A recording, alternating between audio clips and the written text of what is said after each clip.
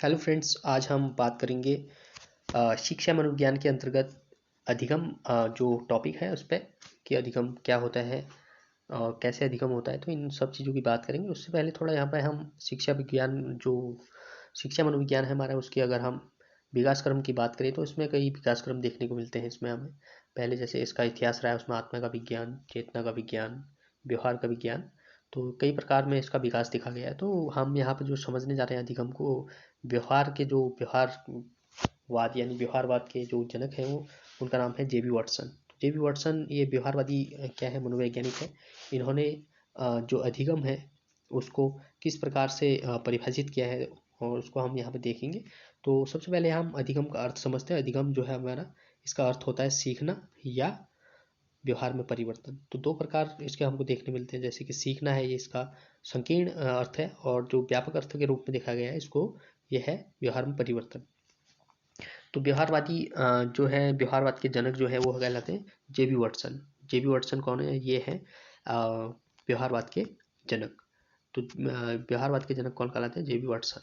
तो जेबी वाटसन व्यवहारवाद के जनक है। इसके अलावा हमें एक व्यवहार जो वाद है उसमें एक चीज़ देखी जाती है। 1905 में विलियम मैकडूगल हैं, विलियम मैकडूगल के द्वारा एक बुक लिखी जाती है, उसका नाम है outline of psychology. Outline of psychology जो है, इसमें इन्होंने व्यवहारवाद जो शब्द है इसका प्रथम बार प्रयोग किया था, व्यवहार शब्द का। तो यहाँ पे जनक तो हमारे कौन हो जाते हैं? जेबी वाटसन हो जाते हैं। और व्यवहार शब्द का प्रयोग करने वाले पहले कौन हो जाते हैं? William McDougall. 1905 में इन्होंने एक बुक लिखी आउटलाइन ऑफ साइकोलॉजी। ये महत्वपूर्ण यहाँ पे फैक्ट है। इसके अलावा यहाँ पे अगर हम व्यवहारवाद में अगर बात करें, जेबी वाटसन क्या कहते हैं कि सीखना व्यवहारवाद में क्या है। जैसे कि यहाँ पे व्यवहार की बात करी जाती है। अगर मनुष्य के व्यवहार का ये बात करते हैं, मनुष्य के व्यवहार या इसमें जो परिवर्तन आते हैं, मनुष्य के व्यवहार में क्या परिवर्तन आते हैं? अभ्यास के कारण या प्रशिक्षण के कारण या अनुभव के कारण, इन तीन चीज़ों से आने वाले परिवर्तन को ये क्या कहते हैं? व्यवहार में हमारा क्या हो रहा है? परिवर्तन हो रहा है। और यही परिवर्तन क्या कहलाता है? अधिगम कहलाता है। किसके अनुसार? व्यवहारवाद के अनुसार। तो अभ्यास क्या है? किसी चीज़ का हम अगर अभ्यास कर रहे हैं, तो अगर हम रोज़ किसी चीज़ का अभ्यास करें तो वो क्या चीज़ें क्या हो जाती है? हमें हमारी अनुभव बन जाती है, और अनुभव होने के बाद हम उस काम को आसानी से कर लेते हैं। यानी अगर हम किसी काम को कर रहे हैं, उससे हमारे व्यवहार में कोई इन तीन चीज़ों के कारण स्थायी परिवर्तन आ रहा है और हमें अनुभव हो रहा है, तो वो क्या कहलाएगा? अधिगम कहलाएगा। आगे इन तीन चीज़ों के अलग अन्य कारण भी हैं जिनके कारण हमारे व्यवहार में परिवर्तन आता है। वो कारण क्या है? नंबर एक यहाँ पर आता है परिपक्वता। परिपक्वता क्या है? परिपक्वता ये हमारे अवस्थाओं के अनुसार ये हमें हमारे अंतर्गत बढ़ती रहती है। इसके अलावा इससे जो परिपक्वता आती है, परिपक्वता के कारण हमारे व्यवहार में कुछ परिवर्तन भी होते हैं। तो वो परिवर्तन, हमारा जो परिपक्वता के कारण होने वाला परिवर्तन है, उसको इन लोगों ने क्या नहीं कहा है? अधिगम नहीं कहला है। तो अधिगम, परिपक्वता के कारण आने वाला हमारे व्यवहार में जो परिवर्तन है वो अधिगम नहीं कहलाएगा। इसके अलावा हमारी बीमारी के कारण भी अगर कोई परिवर्तन हमारे व्यवहार में हो रहा है, वो भी अधिगम नहीं कहलाएगा। इसके अलावा थकान से अगर हमारे व्यवहार में कोई परिवर्तन हो रहा है, जैसे हमें थकान हो जाती है, तो थकान के दौरान क्या होता था? हमारा व्यवहार बदल जाता है। तो उस व्यवहार के कारण भी हम जो हमारे परिवर्तन हो रहा है उसको अधिगम नहीं कहेंगे। इसके अलावा संवेगात्मक विकास। संवेगात्मक विकास क्या है? संवेगों में जैसे जैसे अवस्थाओं में हमारे संवेगों का विकास होता है, तो हमारे संवेग स्थिर होने लग जाते हैं, कठोर होने लग जाते हैं, मजबूत होने लग जाते हैं। तो उनका जो विकास हो रहा है उसके कारण भी हमारे व्यवहार में कुछ परिवर्तन होते हैं। उस परिवर्तन को भी क्या नहीं कहेंगे? अधिगम नहीं कहेंगे। इसके अलावा मादक पदार्थों का सेवन। अगर मादक पदार्थों का सेवन के कारण हमारे व्यवहार में अगर परिवर्तन हो रहा है, तो वो भी हमारा क्या नहीं कहलाएगा? अधिगम नहीं कहलाएगा। इसके अलावा मूल प्रवृत्ति। अब मूल प्रवृत्ति क्या है? जो हमारे जन्मजात होते हैं, जो चीज़ें हमारी जन्मजात होती हैं उनको मूल प्रवृत्ति के अंतर्गत रखा जाता है। उसमें हमारे जैसे भूख, प्यास, नींद, ये सारी चीज़ें आती हैं। तो इन चीज़ों के कारण भी हमारे व्यवहार में परिवर्तन होता है। जैसे हमको बहुत सारी अगर नींद आ रही है, तो नींद के समय हमारा व्यवहार बदल जाएगा। और ठीक अगर हम नींद में नहीं होंगे तो उस वक्त हमारा व्यवहार अलग होगा। तो इन दोनों व्यवहारों में जो कारण हमारे व्यवहार में परिवर्तन हो रहा है, तो उस परिवर्तन को भी अधिगम नहीं कहेंगे। तो अधिगम किसको कहेंगे? अभ्यास, प्रशिक्षण और अनुभव, इन तीन चीज़ों के कारण आने वाला हमारे व्यवहार में परिवर्तन जो होगा वो क्या कहलाएगा? इसके कारण व्यवहार में परिवर्तन अधिगम कहलाता है। इन जो 6 कारणों से हमारे व्यवहार में परिवर्तन हो रहा है, उन परिवर्तन को हम क्या नहीं कहेंगे? अधिगम नहीं कहेंगे। इसके कारण अधिगम नहीं होता है, इन 6 कारणों के कारण। तो ये हमें ध्यान रखना है। ये हमारा यहाँ पे बहुत सारे प्रश्न बनते हैं, तो इसको हमें याद करना है कि 3 चीज़ों के कारण आने वाला स्थायी, यहाँ पे एक चीज़ ध्यान रखनी है, स्थायी, जो परिवर्तन स्थायी होगा वही क्या कहलाएगा, अधिगम कहलाएगा। जो स्थायी नहीं होगा वो अधिगम नहीं कहलाएगा। क्योंकि ये जो 6 कारणों से हमारे व्यवहार में परिवर्तन हो रहे हैं, ये हमारे स्थायी परिवर्तन नहीं होता है। ये कुछ समय के लिए होता है, उस समय बाद हमारा व्यवहार फिर बदल जाता है। लेकिन अभ्यास और प्रशिक्षण, इसके अलावा अनुभव, इसके कारण जो हमारे व्यवहार में परिवर्तन होता है वो क्या हो जाता है, स्थायी हो जाता है। तो स्थायी होने के कारण ही उसे हमने क्या कहा है, अधिगम कहा है। यानी अधिगम क्या होगा, जो स्थायी होगा। तो स्थायी जो भी चीज़ होगी, इन 3 चीज़ों के कारण वो स्थायी हो जाएगी। क्या, अभ्यास हो गया, प्रशिक्षण हो गया, अनुभव हो गया। और इन चीज़ों का, अगर 6 चीज़ों के कारण जो बदलाव आएगा वो स्थायी नहीं होगा। आगे हम इसकी परिभाषाओं की बात करते हैं कि परिभाषाएं इसमें क्या महत्वपूर्ण है। सबसे पहले इसमें परिभाषा जो आती है वो आती है क्रो एंड क्रो।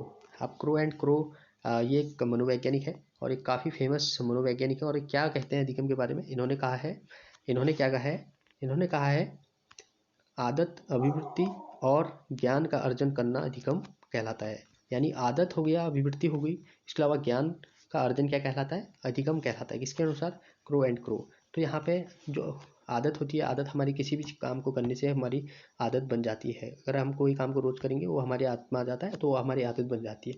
अभिवृत्ति क्या है, अभिवृत्ति एक प्रकार से हमारे दृष्टिकोण है, देखने का नज़रिया है। जैसे हमारे समाज को देखने का नज़रिया है। जैसे एक बच्चा जब शैशवावस्था में होता है, उसका अपने पारिवारिक दृष्टिकोण होता है, एक उसका अपने अलग से, अपने परिवार वालों को अलग तरीके से पहचान लेता है। तो फिर जब वो शैशवावस्था से बाल्यावस्था में आ जाता है, उसका जो सामाजिक परिवेश होता है वो बढ़ता है, तो उसमें उसका जो दृष्टिकोण होता है, नज़रिया होता है, वो चेंज हो जाता है। तो अभिवृत्ति इस नज़रिया या दृष्टिकोण को ही कहा जाता है। आगे कहते हैं कि ज्ञान। तो ये 3 बातें, यानी क्रो एंड क्रो। क्रो कितने क्रो हैं यहाँ पर, 2 क्रो हैं, और जो 3 बातें बोलते हैं, 3 बातें, ए से आदत हो गई, दूसरी फिर ए से अभिवृत्ति हो गई, जे से ज्ञान हो गया। तो क्रो एंड क्रो, दो क्रो कितनी बातें बोल रहे हैं, 3 बातें बोल रहे हैं। 3 बातें कौन सी बोल रहे हैं, आदत, अभिवृत्ति और ज्ञान का अर्जन क्या करना ही क्या कहलाता है, अधिगम कहलाता है। यानी आदत हो गया, अभिवृत्ति होगी, इसके अलावा ज्ञान हो गया, इनका अर्जन अगर हम करेंगे वही क्या कहलाएगा, अधिगम कहलाएगा। किसके अनुसार, crow and crow. Crow and crow के अनुसार ये हमारी 3 बातें याद रखनी है। आगे आते हैं हमारे किलफोर्ड। अब किलफोर्ड जो है ये क्या कहते हैं, इनका कहना है कि व्यवहार के कारण, यानी व्यवहार के कारण अगर हमारे व्यवहार में आया कोई भी परिवर्तन अधिगम कहलाता है। इनके अनुसार क्या है, व्यवहार के कारण व्यवहार में आया कोई भी परिवर्तन क्या कहलाता है, अधिगम कहलाता है। अब ये क्या है, जैसे हमारा माना एक छोटा बच्चा है, वो रोज स्कूल जाता है, अपने दोस्त को हेलो करता है, तो उसका दोस्त भी उसको हेलो करता है, तो क्रिया के प्रति प्रतिक्रिया हो रही है। यानी उसने उसको हेलो करा, उसने व्यवहार किया, और उधर से उसने दूसरे वाले ने भी क्या करा, व्यवहार करा।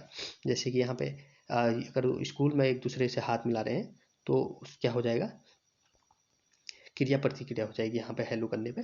तो क्रिया प्रतिक्रिया से क्या मतलब है कि एक दूसरे से यहाँ पे व्यवहार कर रहे हैं, तो ये व्यवहार, यही व्यवहार को इन्होंने क्या कहा है, गिलफोर्ड ने, इसके कारण जो परिवर्तन आता है वो परिवर्तन क्या होता है, अधिगम कहलाता है। यानी व्यवहार के कारण व्यवहार में आया कोई भी परिवर्तन अधिगम कहलाता है। तो ये गिलफोर्ड कहते हैं। आगे हमारे आते हैं विलियम वुडवर्थ। अब विलियम वुडवर्थ क्या कहते हैं, विलियम वुडवर्थ कहते हैं कि अधिगम विकास की एक प्रक्रिया है। अधिगम क्या है, विकास की एक प्रक्रिया है। यानी विकास क्या होता है, जो हमेशा चलता रहता है, ये सतत होता है। तो इसी को इन्होंने क्या कहा है, अधिगम कहा है, विकास की प्रक्रिया को। इसके अलावा एक और परिभाषा है इनकी, नवीन ज्ञान एवं नवीन प्रतिक्रियाओं का अर्जन अधिगम कहलाता है। यानी नवीन ज्ञान या और नवीन प्रतिक्रियाओं का अर्जन भी क्या कहलाता है, अधिगम कहलाता है। ये कौन कहते हैं, विलियम वुडवर्थ। आगे आते हैं बीएफ स्किनर। और बीएफ स्किनर इसकी परिभाषा देते हैं अधिगम की। वो क्या देते हैं, बीएफ स्किनर बोलते हैं कि अधिगम क्या है, व्यवहार में उत्तरोत्तर अनुकूलन की प्रक्रिया है। इनके अनुसार व्यवहार में उत्तरोत्तर, अब उत्तरोत्तर क्या होता है, जैसे सीढ़ी दर, एक सीढ़ी, दूसरी सीढ़ी, तीसरी, इस प्रकार से जो क्या होता है, क्रमबद्ध रूप से अनुकूलन होता है हमारे व्यवहार में, उसको ही इन्होंने क्या कहा है, अधिगम कहा है। यानी बीएफ स्किनर के अनुसार उत्तरोत्तर अनुकूलन, यानी अधिगम जो है क्या है, व्यवहार में उत्तरोत्तर अनुकूलन की प्रक्रिया है। तो ये ध्यान रखना है, बहुत इंपॉर्टेंट ये एक परिभाषा है हमारी बीएफ स्किनर की, क्योंकि इनका एक सिद्धांत भी है। आगे हमारे आते हैं आइजैक। आइजैक अधिगम नवीन एवं स्थायी परिवर्तन के अंतर्गत सीखने की प्रक्रिया है। यानी आइजैक के अनुसार क्या है, अधिगम नवीन एवं स्थायी परिवर्तन के अंतर्गत सीखने की एक प्रक्रिया है। तो ये कहते हैं कि अधिगम हमेशा नया होगा और स्थायी होगा। तो इनके अनुसार अधिगम क्या होता है, हमेशा नया होगा और स्थायी होगा वो, उसके अंतर्गत सीखने की जो प्रक्रिया होगी उसी को अधिगम कहा जाएगा इनके अनुसार, आइजैक के अनुसार। आगे आते हैं गेट्स। अब गेट्स क्या कहते हैं, गेट्स कहते हैं कि प्रशिक्षण एवं अनुभव के कारण व्यवहार में आया परिवर्तन क्या कहलाता है, अधिगम कहलाता है। तो ये कहते हैं कि प्रशिक्षण एवं अनुभव के कारण जो हमारे व्यवहार में क्या आ रहा है, परिवर्तन आ रहा है, उसी को इन्होंने क्या कहा है, अधिगम कहा है। किसने कहा है, गेट्स ने कहा है। तो ये यहाँ पे इसकी लास्ट परिभाषा है। आगे इसके पक्ष आते हैं, पक्ष में भी इसमें पक्ष में संज्ञानात्मक पक्ष आ जाता है, इसका क्रियात्मक पक्ष आता है, भावात्मक पक्ष आता है, विधियाँ आ जाती है इसमें, अनुकरण, सूझ, भूल और अभ्यास। इसके अलावा प्रकार में इसके कामक होते हैं, प्रतिबोधात्मक, इसके अलावा संकल्पनात्मक। तो ये सारी चीज़ें हम नेक्स्ट वीडियो में करेंगे क्योंकि ये वीडियो बहुत लंबी हो जाएगी। अगर आपको ये टॉपिक अगर समझ आए तो आप ज़रूर अपना फीडबैक दें ताकि हम इसको कंटिन्यू कर सकते हैं, क्योंकि आज की ये पहली वीडियो है इसकी, ये सारे नोट्स के द्वारा ही यहाँ पे हमें पढ़ाया जाएगा, क्योंकि ये हैंड रिटन नोट्स हैं। तो ये अपना एक सेल्फ तैयारी के लिए इस तरीके से अच्छा हो जाता है। तो इसीलिए अगर आप को अच्छा लगेगा, अगर आपका फीडबैक सही रहेगा तो नेक्स्ट वीडियोस की बहुत जल्दी भी आएगी। तो thank you so much for watching this video, मिलेंगे नेक्स्ट पार्ट में।